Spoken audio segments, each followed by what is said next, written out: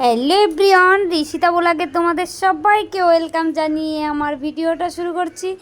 আশা করছি ভালো লাগবে। তো সবাইকে তো গুড মর্নিং জানিয়ে তো ভিডিওটা শুরু করতেই হবে, কারণ সকাল সকাল যেহেতু উঠে ভিডিওটা স্টার্ট করে নিলাম। তো এই ভিডিও স্টার্ট করার সময় ভাবছিলাম যে প্রথমে রান্নাটাই শুরু করব, তারপরে রান্না শুরু মানে সবজি নিয়ে বসে গেছি, কিন্তু ভীষণ খিদে পেয়ে গেছে। মনে হচ্ছিলো কিছু খাওয়ার পরে রান্নাটা করলে মনে হয় ভালো হবে। তারপর ভাবলাম চলো একটু চা খেয়ে নিই, কিন্তু ইচ্ছা ছিল না একদমই চা খাওয়ার, কারণ গরমের দিন চা তো একদমই ভালো লাগে না। কিন্তু শুধু বিস্কুট খেতেও ভালো লাগে না বলে চাটা বানিয়ে তোমার দাদাভাইকে দিয়ে দিলাম আর আমি খেলাম। তোমাদের দাদাভাই চা একদমই পছন্দ করে না, আমি তো করিই না, কিন্তু মজবুরিতে খেতে হয় মাঝে মাঝে। তো রান্না হতে যেহেতু একটু দেরি হবে, আর দেখতে পাচ্ছ আমি পুঁইশাক নিয়ে বসে গেছি। এই পুঁইশাকটা কিন্তু আমাদের এখানে বছর বছর পর তপস্যা করলেও পুঁইশাক পাওয়া যায় না, এখানে কেউ চাষ করে না। কিন্তু অনেক দিন পরে যে কি ভাগ্যচক্রে তোমার দাদাভাই বাজারে গেছিলো, ভাগ্যচক্রে যে পুঁইশাকটা পেয়েছে আমিই বুঝতে পারিনি। আমি যে এতটাই খুশি কি বলবো। আমার তো পুঁইশাক খেতে ভীষণই ভালো লাগে। অনেকে হয়তো পছন্দ করো না, অ্যালার্জি আছে যাদের, তারা হয়তো পছন্দ করে না, কিন্তু আমার তো ভীষণ ভীষণ ভালো লাগে এগুলো খেতে। তো তোমার দাদাভাই নিয়ে এসছে, আমি তো ভীষণ খুশি হয়েছি। আর আমি এখন মনোযোগ দিয়ে কাটছি, বসে গেছি যে রান্না করব মাছ দিয়ে। ও কি টেস্ট যে লাগবে, আমি তো ভীষণ খুশি ভীষণ খুশি কি বলবো। তো সবজি কাটতে কাটতে তো অনেক কিছু ভাবছিলাম আমি যে কি করব এরপরে কি করা যায় কি করা যায়। তো ভাবছিলাম পুঁই শাক দিয়ে যখন তরকারি হবে তো আর একটা কিছু তো আমাকে করতেই হবে না, বলো? একটা দিয়ে তো আর খাওয়া হবে না, যতই আমরা দুজন তিনজনের লোক হই না কেন। তো ভাবছিলাম কি করা যায়, তা ভাবছিলাম যে চলো পুঁই শাকের পাতা তো অনেকটাই বেঁচে যাবে, তাহলে পুঁই শাকের পাতা দিয়ে চলো একটা জিনিস বানানো যাক। সেটা কি জানো তো? পুঁই শাকের পাতা দিয়ে পেঁয়াজ দিয়ে একটু বেসন দিয়ে ওর বড়া বানানো যাক, খেতে কিন্তু ভীষণ টেস্টি হয় কি বলবো তোমাদের। তার জন্য আমি ভাবলাম চলো তরকারি আর এক সবজিটা রান্না করি আর একটা বড়া ভাজি বড়া ভাজা করি, তাহলে তো আমাদের এক টাইমের খাওয়া হয়ে যাবে, যেহেতু দুপুরের খাওয়া দাওয়া।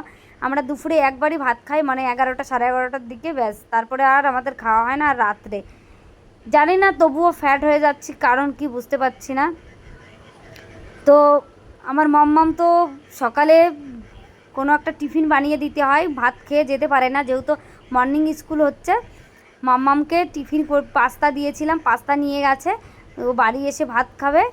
ওর জন্যই ভীষণ আমার টেনশন হয় কী দিয়ে খাবে কী খাবে না খাবে, কারণ বাচ্চা মানুষ তো, যদি বলে এটা দিয়ে খাবো না, ওই জন্য ওর জন্য আমার একটু সুন্দর করে কিছু করতে হয়, নয়তো ও খেতে চায় না। কারণ আমি এই ভেবে রেখেছি আজকে স্কুল থেকে আসলে ওর জন্য সব কিছু বাটিতে গুছিয়ে রাখবো, শসা টসা কেটে রাখবো। আমার মামা আবার ভাত খাওয়ার সময় একটু শসা দিলে ভীষণ পছন্দ করে, ওর ভীষণ ভালো লাগে শসা খেতে। আর শসা খাওয়া তো গরমের দিনে তো উপকার না, বলো? পেটটাও ঠান্ডা থাকবে। তো আমি পুঁই শাকের তরকারিটা রান্না করছি, তোমরা কেমন কী করে রান্না করো আমি জানি না। আমি কিন্তু এর তরকারিটা যে ফোড়ন দিতে হয়, ফোড়নে কিন্তু আমি রাঁধুনি ফোড়ন দিয়েছি। আমার তো ভীষণ টেস্টি লাগে রাঁধুনি, ভীষণ ভালো, ওর সেন্টটাই আমার ভীষণ ভালো লাগে। তো রান্না করতে করতে তোমার দাদাভাই বাইরে গেছিলো, সেখান থেকেও চলে এসছে, এসে জিজ্ঞাসা করছে ভাত হয়ে গেছে, কিন্তু আমার তো হয়নি ভাত। তোমার দাদাভাইকে হয়তো সকালবেলা 4টে মতো বিস্কিট দিয়েছিলাম আর চা দিয়েছিলাম, তাই খেয়ে চলে গেছে। তো চলে আসছে আমার রান্না না হতে হতে।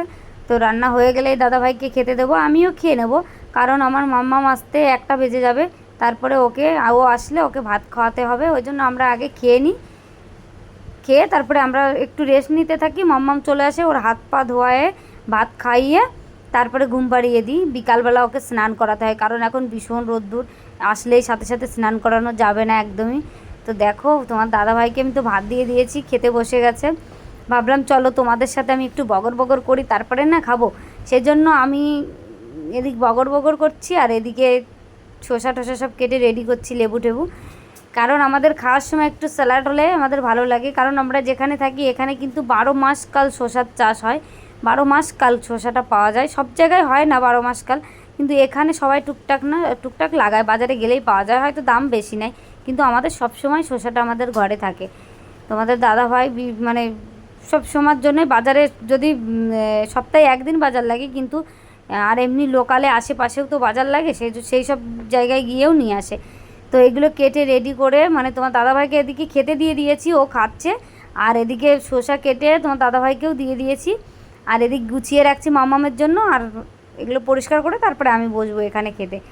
তো আমার এই সারা দিনের রুটিন তোমরা দেখতে পাচ্ছ। আমার সারা দিনে কাজ এই একটু ঘর ঝাড়ু, এই খাওয়ার পরে বাথরুম ধুতে হবে ব্যাস, আর রান্না বান্না, খাওয়া দাওয়া, ঘর মোছা, ঘর ঝাড়ু, এছাড়া আমার আর কোনোই কাজ নেই। এটুকুনো কাজ আমি এটুকুনোই তোমাদের সাথে শেয়ার করছি। আর যদি কখনো কোথাও যাই নিশ্চয়ই অবশ্যই আমি তোমাদের সাথে সেটা শেয়ার তো করবই, সেটা তো মিস হতে পারে না বলো। তো অনেক বগর বগর করে কিন্তু আমি অনেক সময় পেরিয়ে দিলাম তোমাদের সামনে, তোমরা দেখতেই পাচ্ছ। তো বগর বগরটা তোমাদের আশা করছি ভালো লাগবে, আর তোমাদের ভালোবাসার জন্য কিন্তু আমি এই বগর বগর করতে পারছি। আর আমার পাশে তোমরা সবসময় থেকো, এটুকুনই রিকোয়েস্ট সবাইকে। তোমাদের ভালোবাসায় আমি এই জায়গায় আসতে পেরেছি, আরও যেন সামনের দিকে এগিয়ে যেতে পারি এই কামনাই করছি।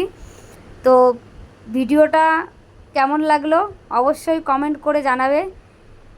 যদি ভালো লাগে অবশ্যই কমেন্ট, লাইক, শেয়ার দিয়ে আমার পাশে থাকবে।